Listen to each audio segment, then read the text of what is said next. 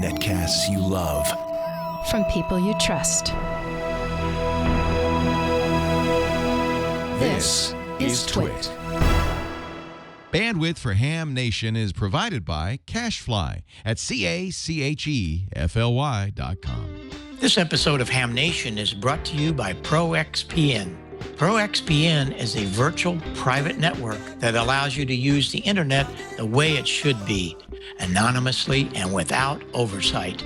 For 20% off the new account, please go to proxpn.com/twit and use the code HN20.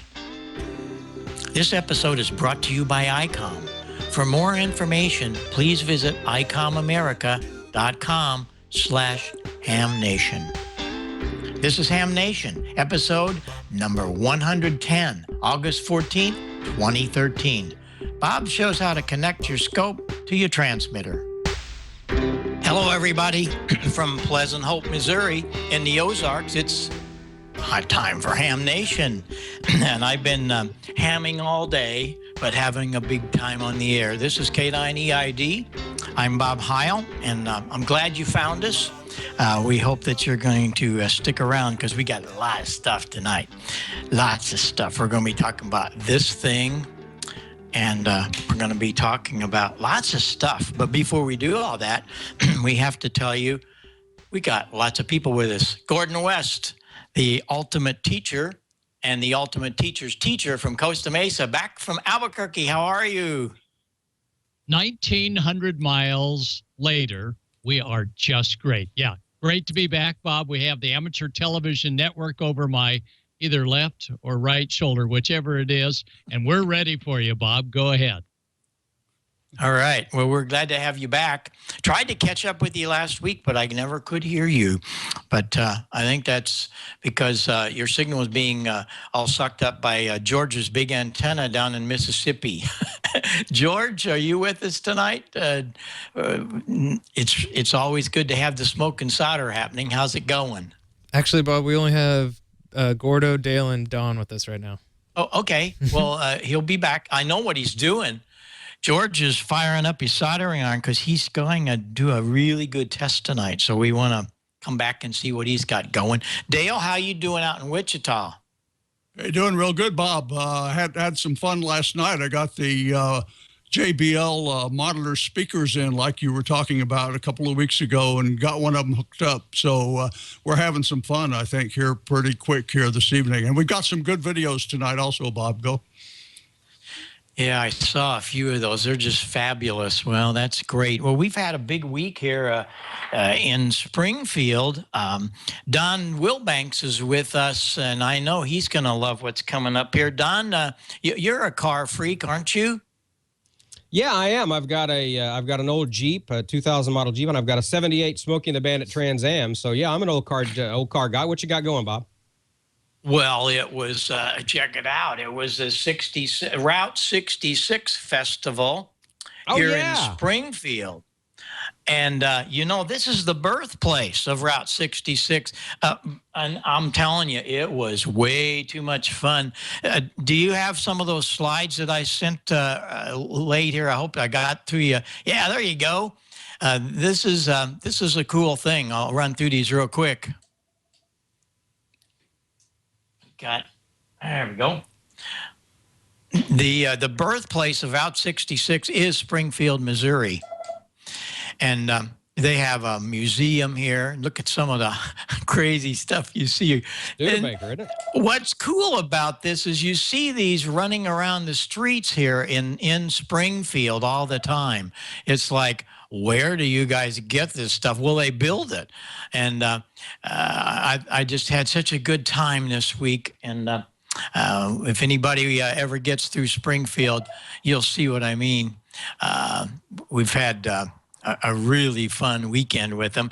We're trying to get the Route 66 guys together. You know, in September, they have a ham radio special event. And we'll keep you posted on this because this is a fun thing. Gordon, do you work the Route 66? I'm sure you do. We actually drove on Route 66, as you'll see in a few, And yes, when they have the Route 66 operators, you bet we try and work them all. Oh, that's great. Yeah, when we left California a few years ago, Sarah and I did that trip, and as much as we could back to Illinois. It was really fun. So I grew up in Oklahoma City. I grew up in Oklahoma City. Yeah. Route 66 goes right through Oklahoma City. So, yeah, I'm very familiar with Route 66. Right through the middle of it. You got it. You got it. Well, we got to make sure that everybody knows what's going on with you, Don. You're going to be in Huntsville, you and George, this week. And Huntsville has a big deal coming up Friday and Saturday, right? That's right. Well, Saturday and Sunday, yeah, it's the Huntsville Ham Fest, and it's the Young Ham of the Year award, where Padre Glissandru, KC9UUS, I believe is his call sign. I'd have to look that up real quick, but yeah, we're going to award the Young Ham of the Year award to him, and it's kind of an anniversary of sorts, because it was 20 years ago in 1993 that the Young Ham of the Year award was first presented in Huntsville. Now, they took a year off in 94, but from 95 until now, it's been every year. So it's kind of it's almost the 20th, I guess, 20th with an asterisk anniversary of the Huntsville Ham Fest and the Young Ham of the Year, and it's been a marriage made in heaven, and we're awfully proud to have Huntsville as our home. Well, I'm really glad that you're going to be there. Sorry, I can't make it, but that's the way it goes. Too much going on at one time. Hey, Gordo, tell us about this great trip that you and Suze did. It sounded like it was a lot of fun, and you got some pictures. So let's see what you were doing there for a few days. Well, we were driving for an entire week, and we started with a rent-a-car. And Brian, here's the tone. Go ahead and roll that first one. Our destination was the Albuquerque Duke City Ham Fest. And let me tell you, Kay Craigie, president of the American Radio Relay League, was there as well. And as we got ready, we were going to take along our ICOM 706 and the ham source battery monitor and that lithium iron lightweight buffer battery, so we could run off of the 12 volts off the battery, powered off the car's 12 volts. And our antenna of choice was the Outbacker 3-piece that fits in the trunk for safety at night. And that's the Diamond K400 mount that accepts the 3H24 thread. We put it on the little rent-a-car, and wherever we went, people would go, "What is that on your rent-a-car?" And let me tell you, we've made contact every single day and evening on 40 meters. In fact, checking into the net last week. And we routed the wires to both the VHF, UHF mag mount and the HF antenna through the door. And it squashes them a little bit, probably upsets the SWR a bit, but there's no problem. And again, it's a rent-a-car, so who cares? Well, we had to make sure we couldn't tell afterwards. And on the rent-a-car dashboard, we started squawking APRS. But when we started squawking, we were so far out of town that I know in the chat room you were trying to watch us, but we were long gone from civilization. But that's the Kenwood D72, and that's the AB map. And Don Arnold really got us going on the AB map, so we can see where everyone else is around us. It is bi-directional. We had to dodge a few storms on the way, and thanks to the 2 meters and the 440 band, the local hams, wherever he went, would keep us in touch and tell us which way to stay away from these big thunderheads. And when we finally got to Albuquerque that next morning, there they go, all the Albuquerque balloons. But the big balloon that we were most interested in is the one on Saturday morning that they launched. And these are high school kids that put them in orbit. And there is our balloon tracking. Now, remember at Albuquerque, beside being at a new venue at Hotel Albuquerque in the Old Town District, they had concurrent forums, 5 of them going on. Kay Craigie was there. They had all sorts of inside exhibits. RT Systems was there. Flex Radio, DZ Kit, Wiredcom, Aero Antennas, Austin Amateur Radio Supply, Dick Hammerschlag with all his stuff. The Loop, QRP Works, 10 different ham clubs. And when you come back to me, we're going to show you what one of the vendors, Ham Crazy, laid on us. But here we are tracking the balloon.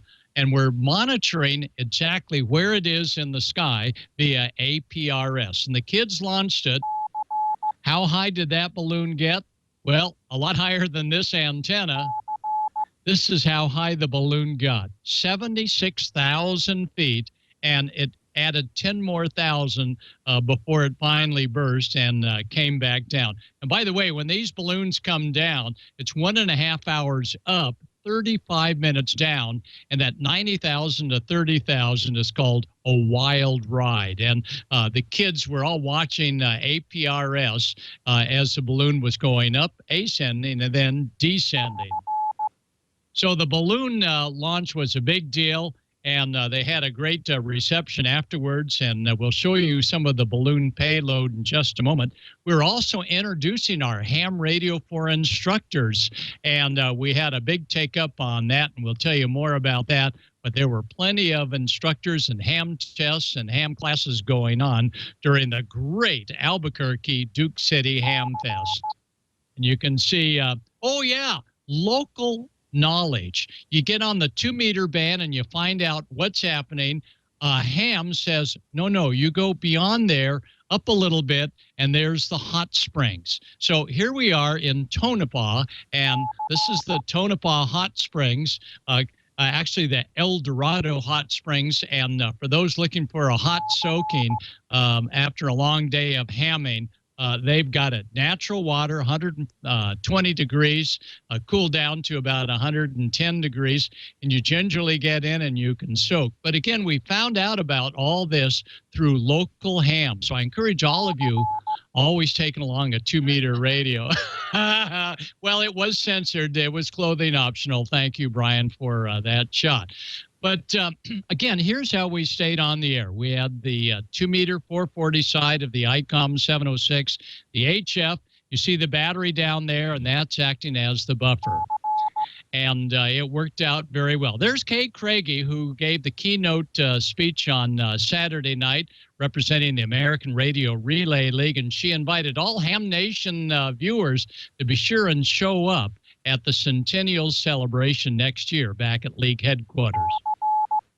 Here's some of the payload, and some of the payload that they had was a crossband repeater, APRS. The payload on the balloon that got to 90,000 feet had still cameras, live amateur radio TV, so we could watch it going up and coming back down, 1 gigabyte of inertial measurements, including temperature, and allowed us to track the balloon as it made its ascent to about 90,000 feet. It did not miss a beat on APRS. And there's its little, let's see, that's the amateur television 426 megahertz antenna. And the balloon did a fabulous job. And when it finally burst, and this is the actual balloon after it came back down, it went up to 90,000 feet. And the best part of it is part of the Near Space Balloon Project that involves kids. And they say kids learn more with hands-on sensory experience. And boy, they sure got it with this balloon experiment. And to learn more about this Albuquerque balloon event, that took ham radio aloft, go to www.ansr, Alpha November Sierra Roger.org, and you'll get the full information about the payload. And look at how the kids, and these are high school kids, have built a lot of this technology. And it really was a hands-on experience. A little humor there. Little spaceman went up as well. And again, almost all of the data coming back was on ham radio. So take a look at the webpage that Brian has got up there. And I think you'll be really pleased to see how kids are getting an inroad into ham radio through instructors, getting them something that's really exciting. And thanks to Craig Smith and Holly Smith, look at this. They have a group called hamcrazy.com, and they'll make you your own amateur radio FCC type of license plaque. And it was so great to meet them there and be able to get a copy of that and get the actual original of the FCC license plaque, and a whole bunch of other things as well. So we'd sure like to thank the folks that put on the Albuquerque Ham Fest. Great job. It was a brand new venue. And I encourage all of you in ham radio to get a chance when you go Mobile, always take 2 meters and 440, because wherever we went, we would have ham say, "Oh, Gordo, Sue, stop by, see this place or that place." And we turn left and we turn right. And thanks to ham radio, we found some places we never would have seen or dropped in on or bathed in if it weren't for ham radio and going Mobile. So, Bob, that's the story. And now back to you from Albuquerque, New Mexico, back home. That was great. That was really great. And I'm sure you had a good time. I'm sorry that we didn't get to hook up while you were out there in Mobile, but conditions wouldn't allow. But we'll catch up again when you're out there running around. Well, I've been sitting here, by the way, reading my new copy of Electric Radio. Did you guys get your electric radio yet? I'm telling you, it's the best thing that I get. And you really need to get a hold of this particular copy. Our good friend George W1LSB, he's been on a couple times, did a fabulous article in here about West Shum and some of the early things about single sideband. Oh gosh, it's really good. And it just furthers the whole situation of what's going on. He had space in this one place. Look at the picture he puts in here. George, you could have done better. I mean, of course, he's got my lovely Sarah in there, but he didn't need me in there. But anyway, please, everybody, check it out. Electric Radio. You can find them on the net. But call us, guys. Get involved in that magazine. It's so good. And some of the things that we see in there, I am here to tell you about tonight. I get a lot of guys ask me, how do I use an oscilloscope? And we're going to start doing a few things. George and I have been talking about this.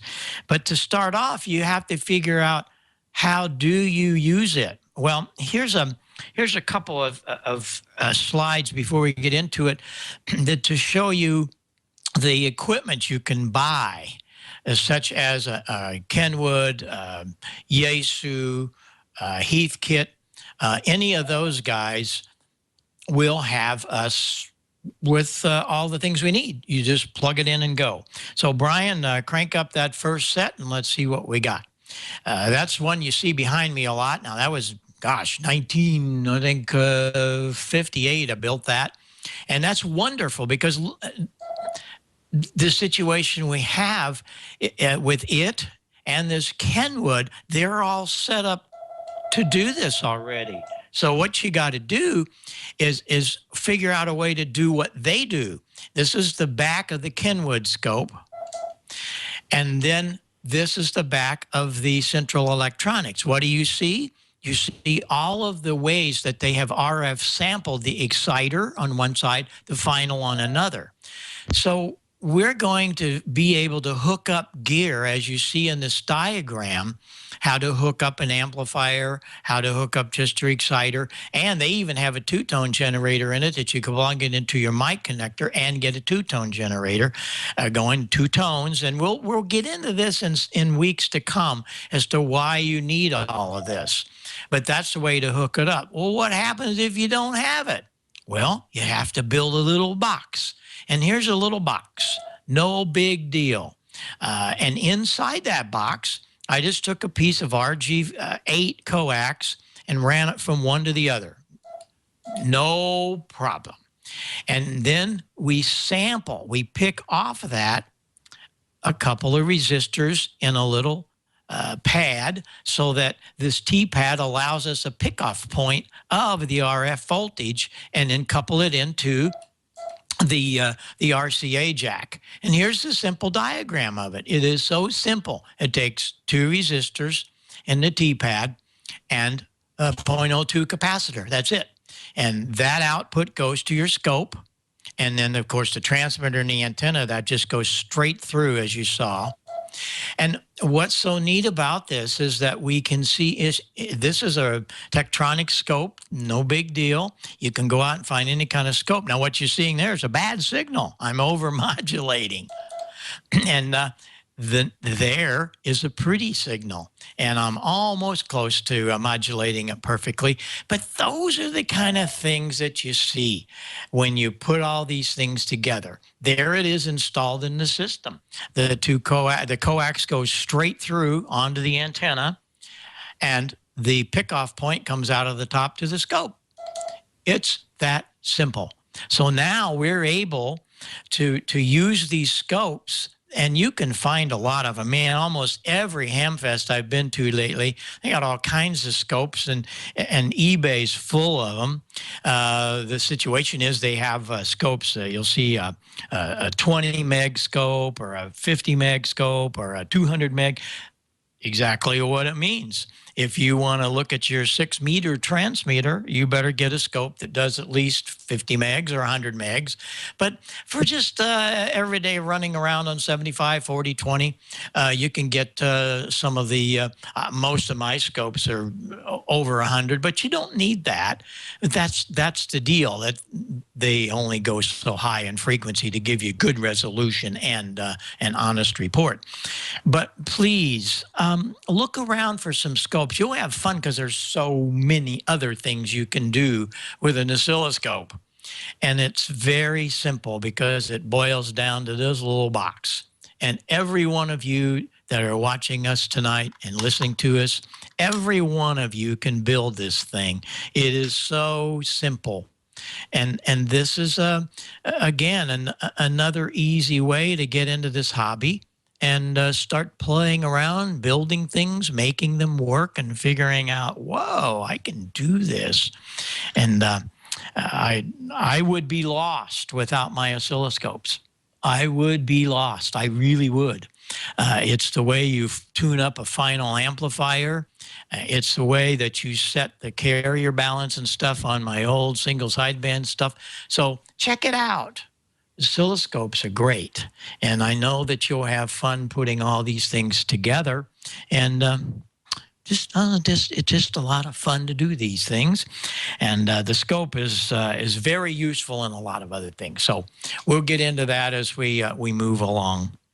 Well, Don has got some words tonight about our new sponsor. So Don, are you ready to fly down there with the new Pro?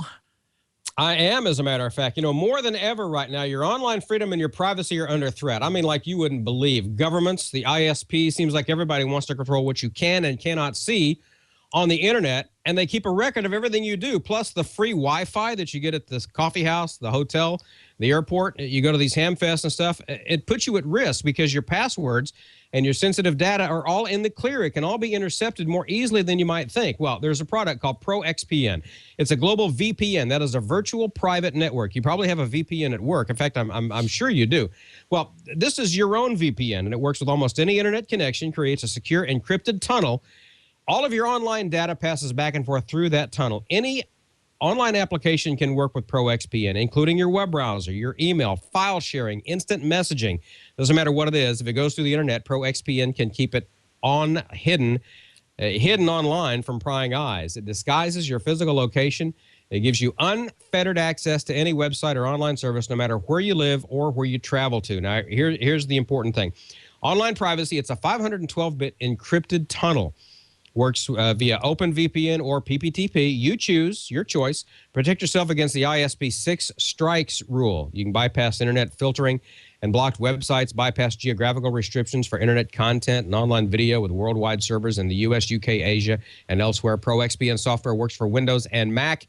Gives you advanced controls. It allows you to do all manner of things like selecting the programs and ports you want to anonymously route through ProXPN servers. It works with your iOS. Your Android device allows you to use your own data plan or your public or corporate Wi-Fi with complete and total privacy on the go and world-class customer support if you ever have a problem. Steve Gibson gave it a great review on Security Now right here on the Twit Network. Now, here's what you want to do. You go to proxpn.com/twit. There's a lot more information there. You can sign up for ProXPN. The premium accounts are normally $9.95 a month. That's $74.95 for a whole year. Here's a special offer. Use the code HN20. You'll get 20% off for the lifetime of your account. No, not just the first month, for the lifetime. The lifetime of the account. That's less than $5 a month on the yearly plan for complete and total privacy on the internet. And if you're not satisfied, you can cancel within 7 days for a full refund. Here it is, proxpn.com/twit. And sign up. The code you want is HN20. It's proxpn.com/twit.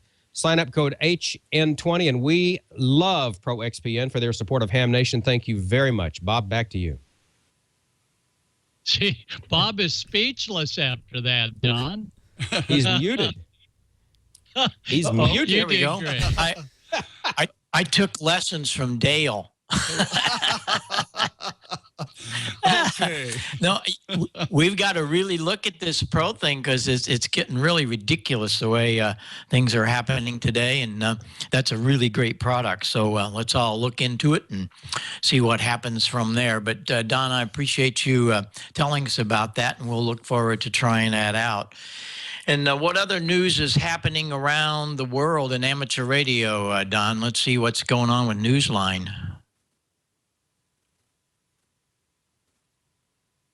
We can do that, or we can go to Dale, whatever you want to do. If we want to do Newsline, we can do Newsline, or we can go to Dale, whatever you want to do. Okay. Well, hey, let's do that. Before we go, Dale's got the video first. Let's do that. Dale, let's see what's going on in the video world tonight. You got some good stuff, man. All right, we sure do. We'll check it out, and we'll jump right into the videos here this evening and continue the series we started last week about building a 6-meter Yagi. We got a lot of nice feedback for the planning segment that George did last week on the post-show nets. So tonight we're going to show you how to build that 6-meter Yagi. And to do the honors, here's George Huffman, Kilowatt Delta for Mike X-Ray Alpha. Take it away, George. Hello, everyone. George here, KD4MXA. Last week, we started the planning phase of building a 5-element, 6-meter loop-fed antenna. This week, we will begin construction. The first step is to lay out all of the element locations onto the boom and then cut the boom to its final length. My boom is 24 feet long and is a little hard to move around the shop, but having cut booms too short in the past, I still normally leave it long and cut it to its final length after I am sure of the element layout. An old woodworker once told me, "You haven't cut it wrong till you cut it too short." And those words still ring true 20 years later. First, we will mark a center line down the entire length of the boom material. I use a scribe or a pencil and a square and just guide it down its entire length. Next, we will lay out the placement of the elements. Don't forget to start your first measurement a couple inches from the end of the boom. What I normally do is add 2 inches to the element layout, then I lay out the entire length of the boom. This first mark will be the hole position for one of the mounting holes in the element clamp. Then I either use a pair of dividers and mark the second hole, or I add the spacing measurements of the second hole in the element clamp and the layout the boom again. After the layout is complete, double and triple check your measurements. Do not drill holes in the boom until you are 100% sure of their positions. Next, we will add spacers to the side of the boom at the driven element position. There are 2 clamps spaced here, and these pieces are used to support the driven element clamps. I will show later why these clamps need spacing. I usually just cut short lengths from the boom material and attach them to the sides of the boom at the driven element position. After we have marked the layout of the boom, it is time to drill the holes for the element clamps. I am going to use the drill and tap method to hold the element clamps.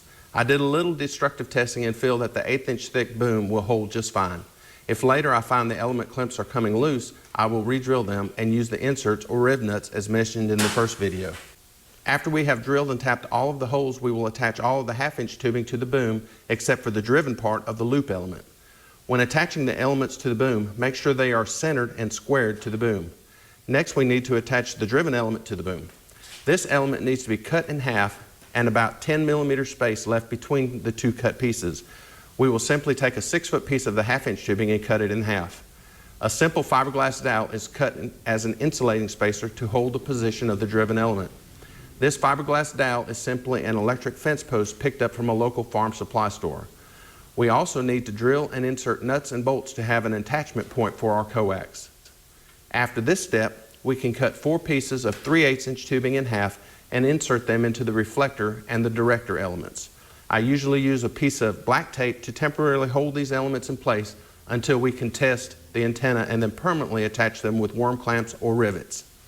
Next, we will bend the loop sections of the driven element. A simple tubing bender is sufficient to bend 3/8 inch tubing. I usually mark the center section of the tubing to be bent and eyeball its position on the boom, and then bend one half of the element. Then, holding its position on the boom, I will put the bender in position and mark the tubing where it needs to be bent. After the bend is complete, we double check it, bend another one, and temporarily insert them into position held with black tape. Now is a good chance to step back and admire your work. We are almost done. Next, we need to get the coax ready to attach to the driven element. I made a fixture to help me in preparing this. It is just 2 threaded rods long enough to hold the ring terminals spaced the same width apart as the driven element attachment points. This helps in getting the tape wrapped around the bare wire without having to maneuver around elements and booms. Now that the coax is attached, we need to test it and see how we did. I will see you next week when we mount the antenna on a test tower and begin final tuning. We will also make and install the antenna balun. Until then, this is George, KD4MXA 73.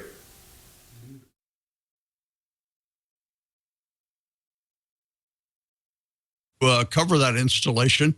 How'd you like all the tricks he showed you about holding the coax and things like that? Really nice tutorial there, George, and we look forward to it next week. Next, we have a timely piece from Dan, N9LVS, the wiki editor here at Ham Nation. He's just back from the Experimental Aircraft Association's Air Venture 2013 in Oshkosh, Wisconsin. More than 100 hams visited the special event at W9L, and it seems like ham radio and pilots go hand in hand. Brian has put up a picture that we were going to show after the video, so let's explain that. That's Kevin Young holding up his certificate for the 100 broadcast. We thought you'd like to see what you can do with the QSL cards from the special event stations and the special certificate we did for you during the celebration of the 100th broadcast there a while back. So that was Kevin Young. He's Kilo Charlie 7 Foxtrot Papa Foxtrot. He lives down in Florida. That about explains the picture, but let's go ahead and take a look now at Dan's video. Go ahead.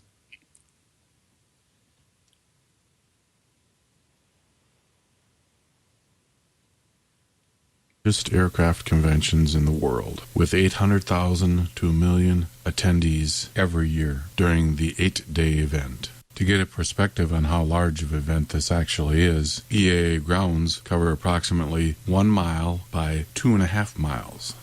Anything that flies can be found at AirVenture, including the ornithopter, a flying car, P-51s, and yes, even Fifi made an appearance, as well as home builds, which are the root of AirVenture and the Experimental Aircraft Association. Every year, the Foxy's Amateur Radio Club does a special event station at AirVenture. It's located near the Pioneer Airport, just behind the EAA Museum. The special event station is part of KidVenture, which teaches kids and adults about aviation and facets of technology. AB9AH, to the right on this picture, is the special event station coordinator. And Rick, W9RIC, to the left, is one of the guys that makes sure that all the electronics stay working. In the old shack, you can find old operating equipment used from World War II and Korea, as well as teletype machines and old typewriters. During AirVenture, we use it for one of the locations for the special event station. The outside station is Station 2 and is kept under a canopy. This allows passerbys to see a closer look at what ham radio is all about. Antennas of all facets are used to get the most amount of coverage on the HF bands. Everything from dipoles to verticals, as well as slopers, and even a disc cone is used for VHF and UHF. And a quick little note, over the years, in Camp Scholler, on EAA grounds, more and more ham radio operators are setting up during the convention. Hope to see you at AirVenture 2014, July 28th to August 3rd. Thanks, Dan. That's a great job. When I worked at Freedom System Integrators here in Wichita, my boss didn't miss that event. He went every year without fail. Quite a show they put on there, and it was nice to have the ham special event station there also. Speaking of Dan, though, he just finished putting version 1 of www.hamnationvideos.info on the air. I think Brian will show you a look at that, let you take a look. I just finished drafting the information for the site over the weekend and activated the demand and hosting service Monday, and Dan had the site on the air almost immediately. We appreciate that, Dan. And we'll be adding many features to this site in the near future, so do keep it bookmarked. We hope to put links to all the videos we've shown and the ones we've been unable to show. And speaking of sites, I tried to teach myself Dreamweaver over the weekend. That was quite an experience. And I did activate www.k0hyd.info, though, so you might take a look at that if you get a chance. And we had quite a few photos this evening. Well, we had one photo. But speaking of those photos, we've received quite a few during the past week or two.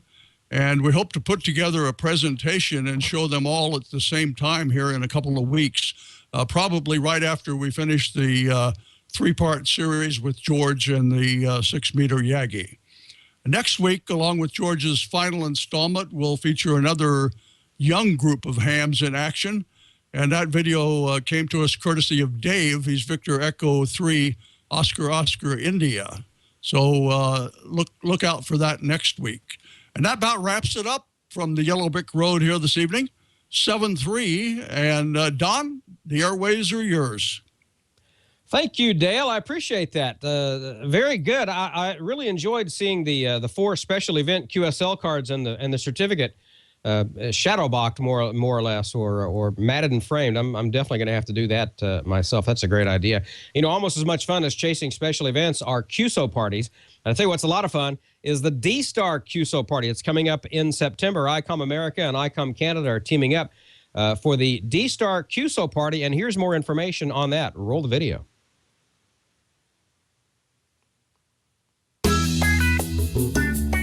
ICOM America and ICOM Canada are teaming up to offer ham radio operators some incredible savings.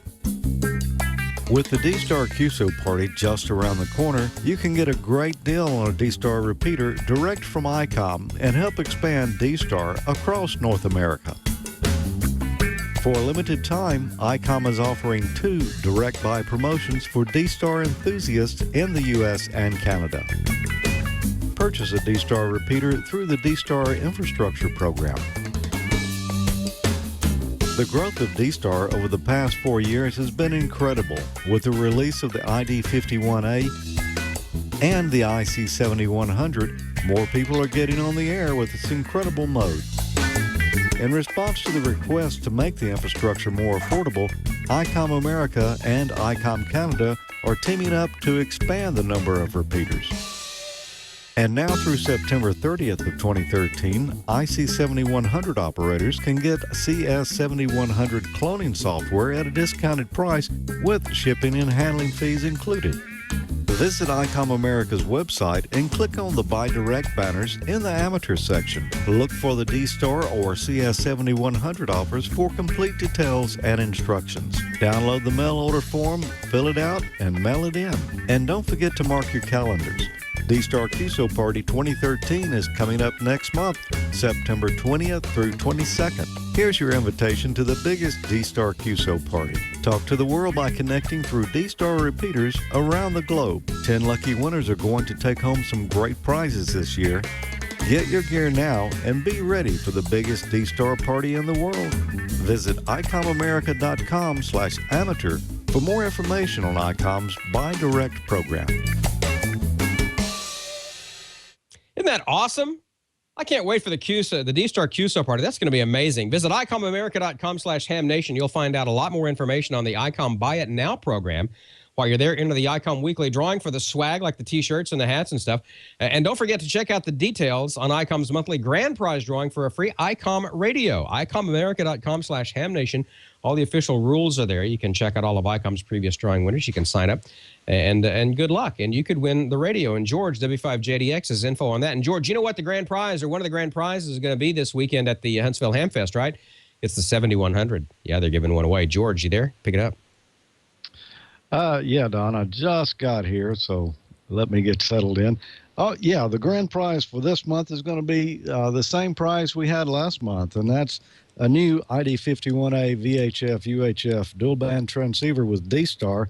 It's going to be a great prize. Go enter after this episode of Ham Nation and every episode of Ham Nation and get your name in the hat and possibly win some swag and maybe this great handy talkie. Don, what's in the news tonight? There's all kinds of stuff in the news. We've got a familiar face in the news. Let's go ahead and roll that, please. From Amateur Radio Newsline Report, number 1878, these are the Ham Nation headlines for Wednesday, August 14th, 2013. According to measurements from NASA-supported observatories, the sun's vast magnetic field is about to turn over. Amateur Radio Newsline's Heather Emby, KB3 TZD.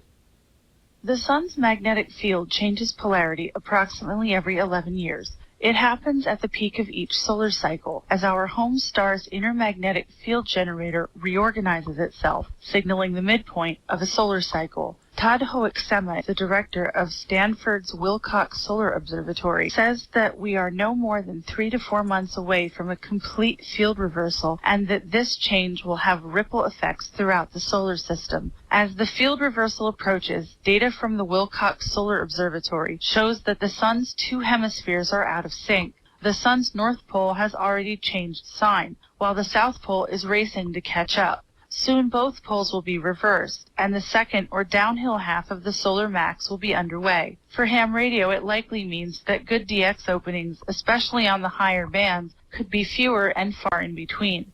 There's a lot more to Heather's report, and you can hear it all right now in the full Amateur Radio Newsline report. A follow-up to last week's story on the destruction of the Rocky Ridge radio tower east of San Francisco. Jim Davis, W2JKD. The ham radio system on that tower belonged to the Mount Diablo Amateur Radio Club and was heavily trafficked on 144.390 megahertz packet radio and the APRS digipeater. Jim Siemens, AF6PU, is the spokesman for the group. He says that the club's repeater committee has decided to move the digipeater, and the results were amazing. WA6JU is able to get into the vault at Rocky Ridge and retrieve all our digipeater gear. A group of us met to go up to the north peak of Mount Diablo to set up ATV gear. And while we were up there, Trevor was able to install and get up and running the digipeater. And the great news is that because of its higher vantage point, we are covering now almost 150 miles all the way around. According to AF6PU, the new site should offer packet and APRS coverage to the majority of hams in Northern California. Meantime, police are still asking for the public's assistance in finding the person or persons responsible for this act of vandalism. If you have any information that might help, please contact investigators at area code 510-881-1833. A Japanese HT-4 cargo vessel carrying the new ham TV gear was successfully launched to the International Space Station Saturday, August 3rd.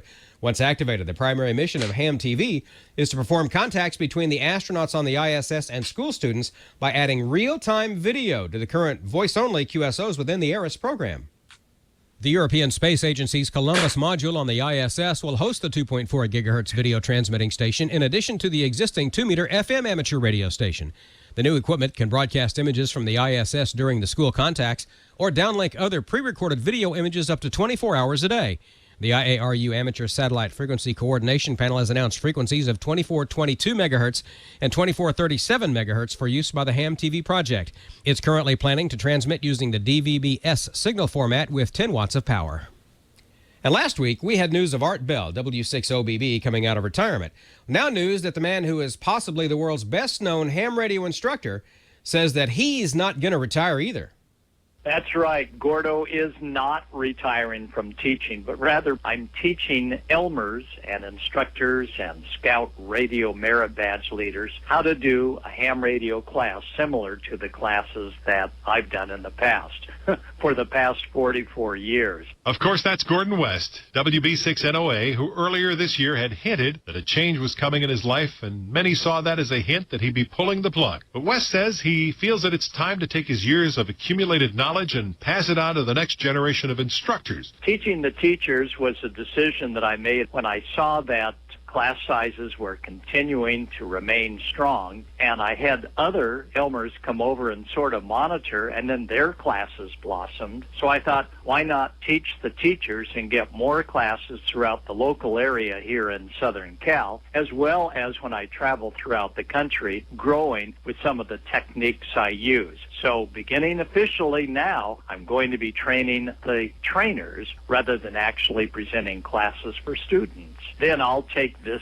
same technique and this same seminar, make it shorter, and present seminars at PacificCon coming up in October, the Midwest Convention in November, and other ham shows throughout the country, where I'll put on an hour or so on training the trainers.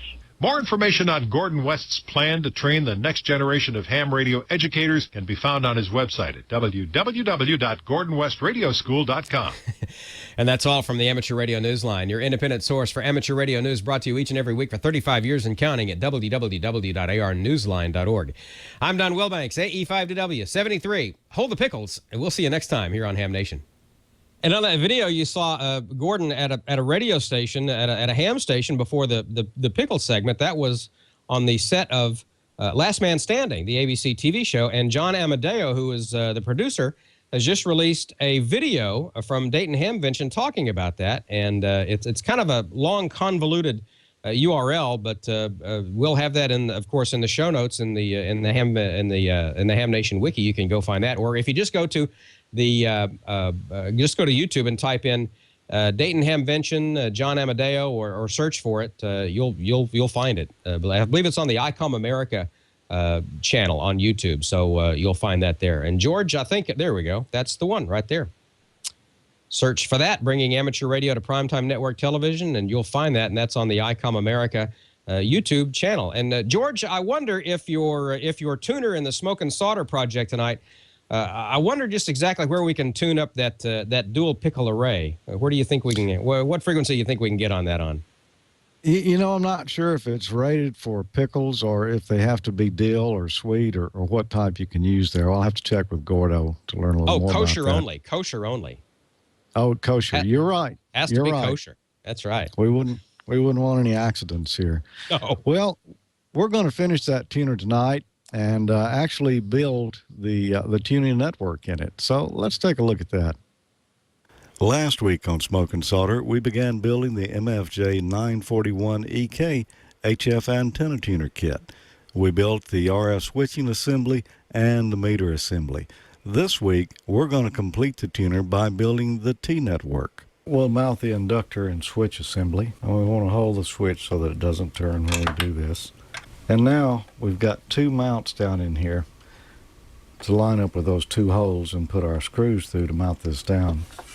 We'll want to mount the capacitors, and these are isolated from the chassis as well. All right, so the first thing I'm going to do, I think it's going to be easier if I put this fiber washer up in the hole before I put the capacitor in. And now I'll put the capacitor with the fiber washer in. And now I'll put another one of the 3/4 inch fiber washers on. And then a metal washer, and then the nut. Now, we do the same thing with the antenna capacitor. But this time, we're going to use the Teflon washers.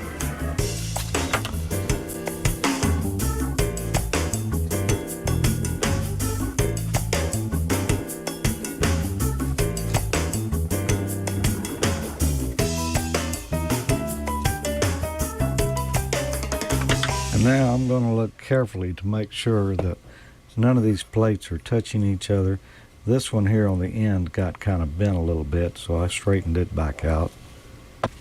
Now the top coil here has been isolated from all the rest, and they've given us a couple of leads here.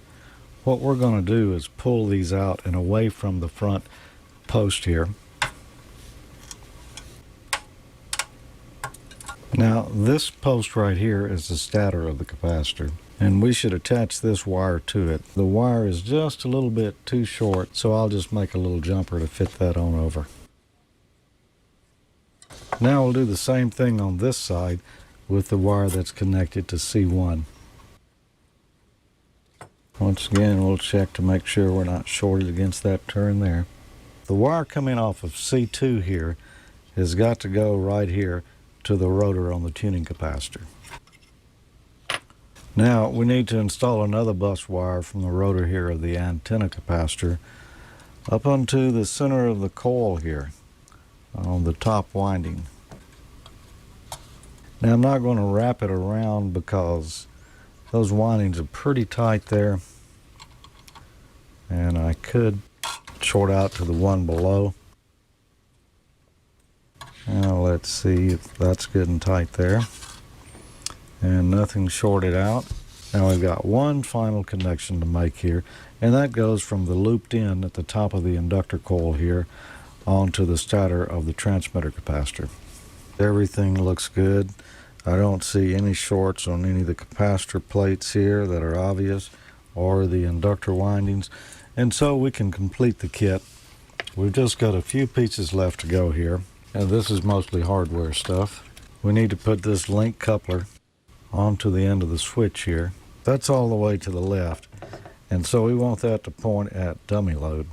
Balance line, coax 1, coax 2, coax 2 bypass, coax 1, balance line, dummy load.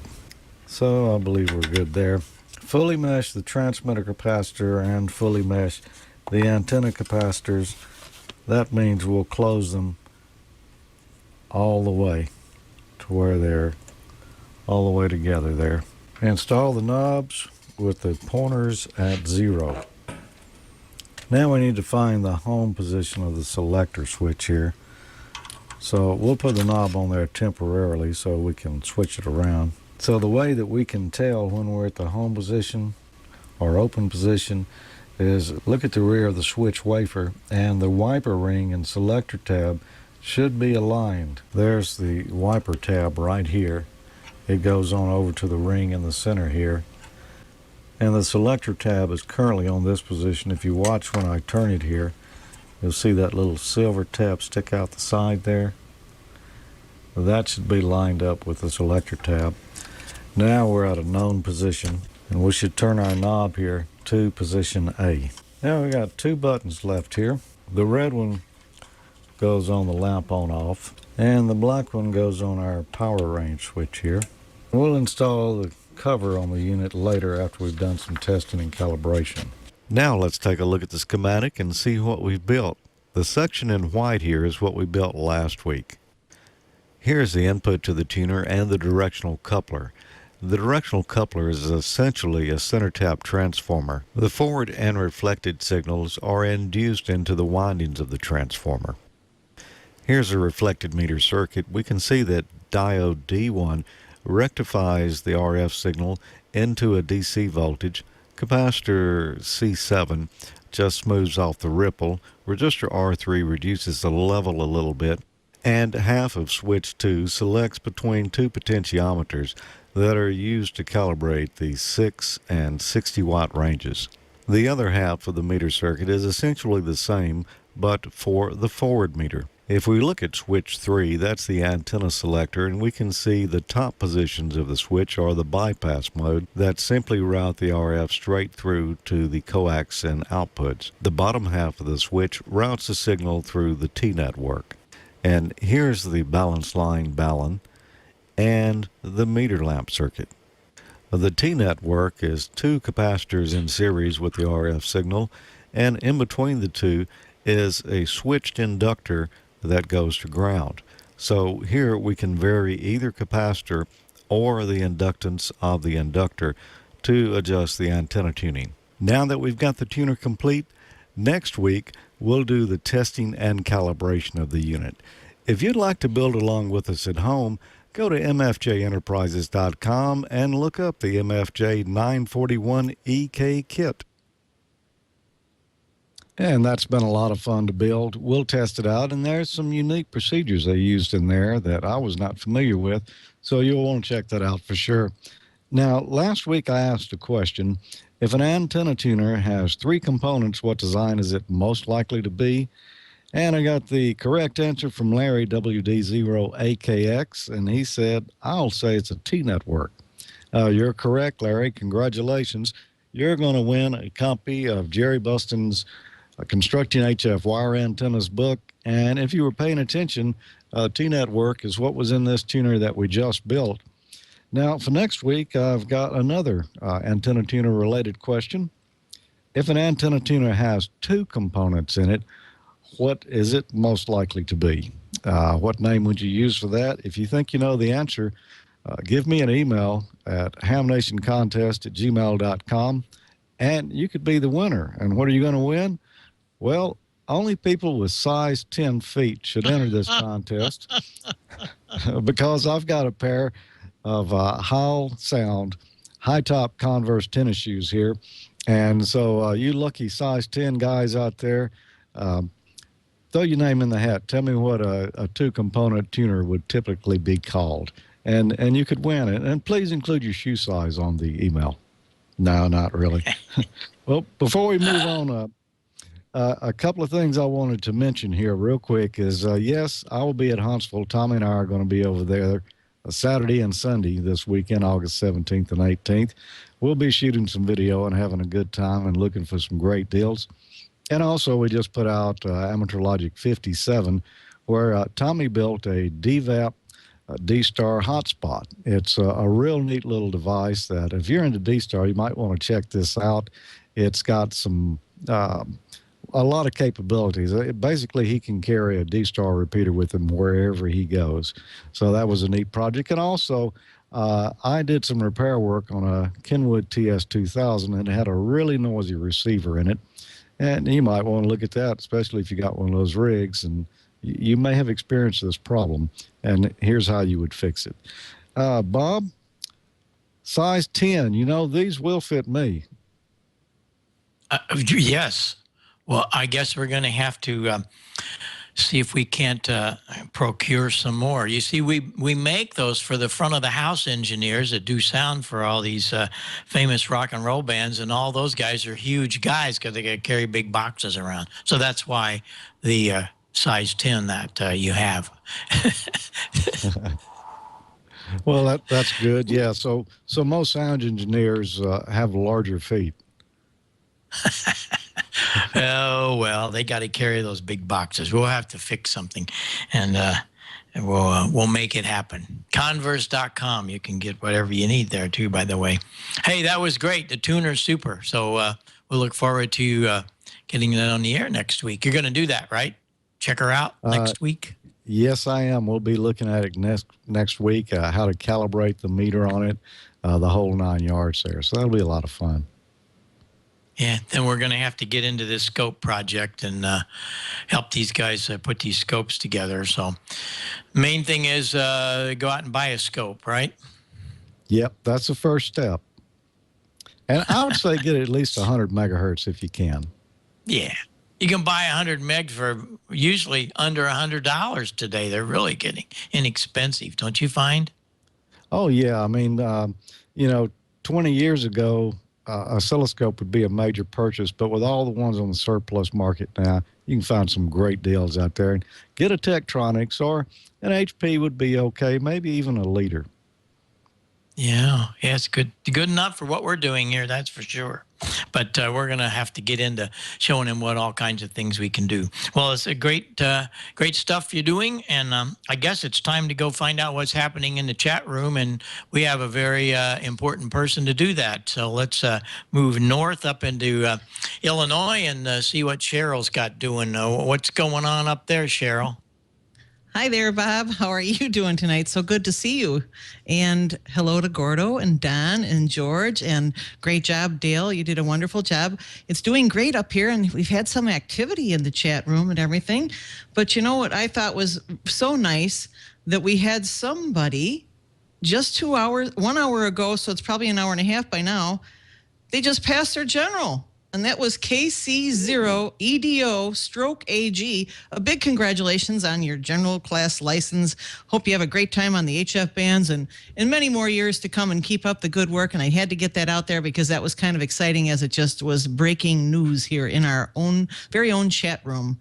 So all I wanted to say, isn't that nice that I think that I get so many comments like you do, Bob, that we inspire people to get their licenses and they want to go on and welcome everybody in the chat room. Nice to see all you guys too, and the podcasters. I know you hear us too, so welcome aboard, and we love to have you as our audience. It's so great.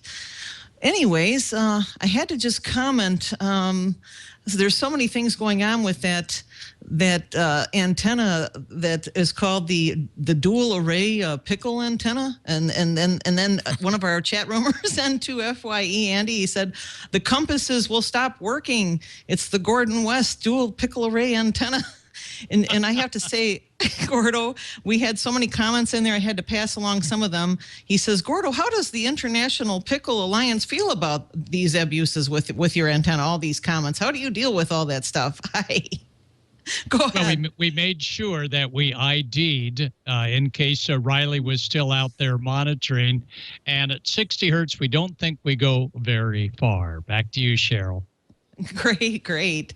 And another chat roomer, we have Scott. He said he is NT5SM. He says, Gordo, you helped my 10-year-old daughter get her ticket. Many thanks. And we all thank you for helping us throughout all the time you put in. And it's just a great thing that you got the blue ribbon. And it was so good to see you and Susie and everything else that went on there. And I wanted to personally, we have K9BIK who says, thank you so very much for your kind B-Day email. It was very much appreciated. You were my very first B-Day greeting. I wanted you to know that. I did not reply yet, so I thought I'd do that in person. And, one thing I have a question of myself, because it came from one of the chat roomers. It was Bill, and it was KF5FEI. Bill, he says, they have made barbed wire antennas. Is that true, Gordo? Oh, sure. Yeah, barbed wire many times is not grounded, or maybe grounded at the far end. And wow, for 160 meters, yahoo, on a barbed wire antenna. Wow, that's really something else. It really, truly is. So I also wanted to give a comment out here that Ray N9JA from ICOM says he was talking to NT9E Dave out there, and he says, you might want to check out this link about the HF D-Star net. And I thought that was really, really neat, so I'm just going to say it. And I hope that I say it clearly enough so we all get it. But it's the HF D-Star net. It's a link for the internet. And he says it's www.dstarinfo.com/D-Star HFnet.ASPX. So that might be something of interest you could check out if you're into the HF portion of a D-Star net. So check that out. It sounded really good. And moving on to one of the questions here, we have a Web 4987. He says he had a quick question. What's the best way to watch Ham Nation live? And if you were listening only to the podcast and you wanted to get in here, he says that, what's the best way? He watched a lot of archives. It's just really a little bit before 8 o'clock p.m. Central Time. Depends on what part of the country you're in. Central Time here in the Midwest, it would be 8 p.m. A little bit before then, you'd want to just type into your browser live.twit.tv, and there we will be right there in front of your eyes. And there's some different choices on the bottom there that you can pick for dependent upon the speed that you have for your internet service. And that's basically how you get into our live show. And I wanted to just quick share that. And we have one for you, Bob, K9EID. It's from Clayton. He says he is KB0WZI. He says, I'd like to ask Bob, where can we order his new book? Thanks. Go ahead. All the dealers have them. You can go to just about any of the dealers, and they do have the book, and it's available and doing well. And I'm getting so many emails from guys that have gotten the book and learning a lot. And that's my goal, is to help people learn more about this great hobby. And most of the things in there I've saved all these many years, and that's how I learned it. So continue on, and you'll love what you read in the book. But all the dealers have it, so check them out. Excellent. Good to know. I definitely would recommend it. It's got some really nice things in there. So I've heard. I have yet to get my very own copy. I definitely want to pick one of those up. And I have a little note here just from my my engineer that always sets everything up here. He says sometimes if you go into your Skype settings, it goes back on by default to autofocus. It's checked on. And if you uncheck it, sometimes you get a little better video out of it. So you might want to do that each and every time. So that's basically what he's trying to say here. He's waving his hands at me, so I don't know if he had anything else that he had to say. Turn on autofocus. He's not turn off. I'm sorry, it was turn on. I guess I needed to put my contacts in. It's turn on autofocus. I'm sorry. Oops. All right. I can make a mistake now and then. I'm only human here anyways. Let's see. And this is for you, George. If you were out there, are you there with us right now, George? I am here, Cheryl. Excellent. Good evening to you first. And Sean says, KD7UJR, this is a question here. For a person who has never soldered before, what may be a good project to start learning on without risking too much investment? Oh, what do you think? Gee, that's a good question. You might try some connectors. Some different, not a PL259, I wouldn't start with that, but maybe some audio connectors like a phone plug, something like that. You can get a little soldering practice kit from MFJ. I don't remember the number of it, but they have a little solder practice kit where they give you a PC board and some various components and stuff and kind of step you through the techniques. That's a good little training aid as well. Oh, good. Excellent. Well, everybody wants to know best kit. And how about just to add on to that, what would be a first good, soldering, a basic one that doesn't cost that much without getting too detailed? What do you think is just a good starter soldering iron there, George? How many watts and stuff? Probably go 30 or 40 watts for an iron. I use this Weller WLC 100 here. I think Bob uses it too. Just about everybody I know has one of these. It's a soldering station, which basically it's a 40-watt soldering iron, but it's got a variable temperature control here, so you can turn it up really hot if you've got something big, or back it back down for PC boards. You can get a wide assortment of tips that will fit it. That's the one I normally recommend. There are others around, but I mean, this thing is less than $50, and it's pretty nice for that price. It, basically works as good as the $250 one I used to use. So, that's my recommendation. But you can go a little cheaper. Just be careful that you can get replacement tips for whatever you get. Oh, here you go, right here. Excellent. Here you are, excellent. right here. I love my little There Willer. it is. Look at it. And what I like about it, as you said, George, is I can make it real hot or real cold, and different tips. You can get real small ones. This one I had on because I was soldering up that scope box a while ago. So this stuff is great. One thing that I find, there's a company in St. Louis, Gateway Electronics. Look up their website sometime. They've got all kinds of stuff, but they've got some kits. And one of the things I like to do, George, when people ask me that question, I like to do something that after you make this kit, it works. They've got some really cool audio oscillators. They've got audio amplifiers. You can plug your the output of your phone into and drive a bigger speaker. They've got some very cool things such as code oscillators, and they're really inexpensive. Gateway Electronics, they got a whole bunch of that stuff. You might want to look at it. And I think you would agree that there's a great satisfaction of building something and it works, right? Oh, it definitely is. And if it doesn't work, then you get to learn about troubleshooting. But one other point I want to make on choosing a soldering iron there, Radio Shack used to sell some pretty decent ones. They were Unger, is actually who manufactured them.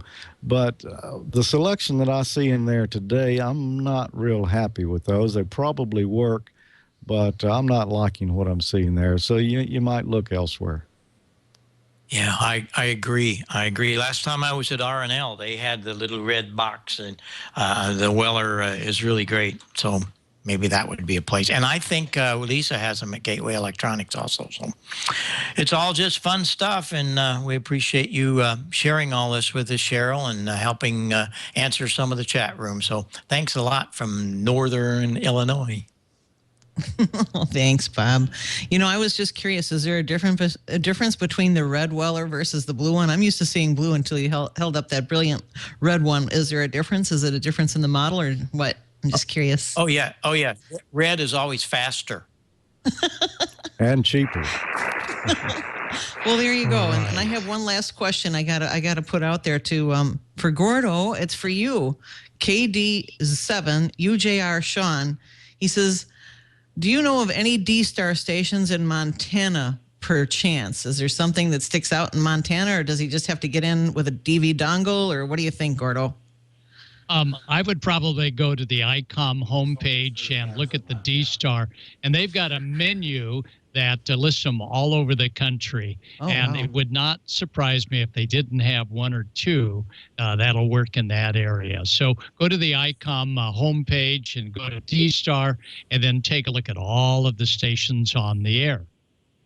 Oh, great. Wonderful. And I just wanted to say that I had a very nice dual band radio, which I'm going to buy another one of. It happens to be an ICOM, and it's an ICOM 2820H, which is D-Star capable, and it's dual band. So it makes it a lot of fun. So you can do VHF, UHF, D-Star, fun in the car, fun at home, one for each. I don't know. I just thought it was a great rig because I think D-Star is really a lot of fun, too. It sounds kind of just like having a cellular telephone conversation. It's just that clear if you haven't been on it yet. Anyway, so there's always something to look forward to. And we thank you so much for joining us today in the chat room. And we always try to get in all your questions. Keep them coming. You know, we want to answer those things for you. And once again, thank you to Bob. Thank you to Gordo. And congratulations, Gordo. Thank you to Don Wilbanks, who does a great job. And, of course, our very own Smoke and Solder, George, and our new person, Dale Puckett's doing a really great job for us. Thanks, everybody. And we'll see you next time on Ham Nation 73. And I'll be on 3847 for the After Show QSO with you. Take care. Okay, maybe the new general, KD0 EDO, will be with us on 3847. Hey, Gordo, before we leave, I really had a good time at the Albuquerque Ham Fest last Saturday, and it was neat that you were there, and it was cool. You were live. I was via Skype, and that worked out really well. So thanks for being there with me for a while.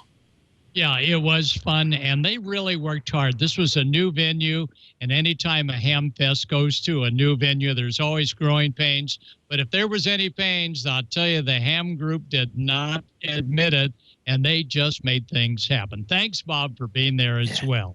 And I think we're on 72 tonight. Okay. We'll see you there. That's for sure. Yeah, we're doing a lot of club meetings, and any of you guys that belong to a club, why contact Gordo, George, or I.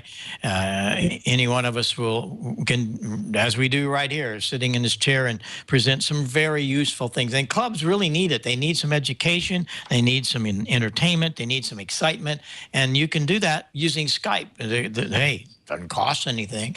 So let us know. And when you're in Huntsville, be sure and look up the sign man. He's going to be there. He's the guy that's doing all of these, and you can bring home your very own in any color. And be sure and check out W5KUB.com.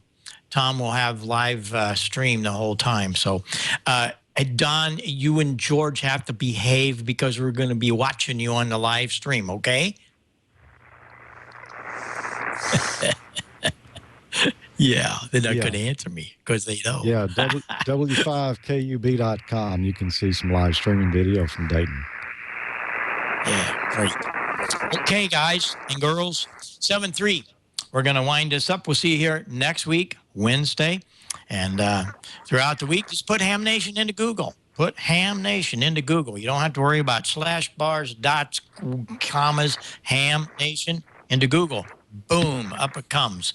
All the 109 shows, and it'll be 110 with this one. And it hit the little red thing that says live and at 8 o'clock Central on Wednesday. You can see us live.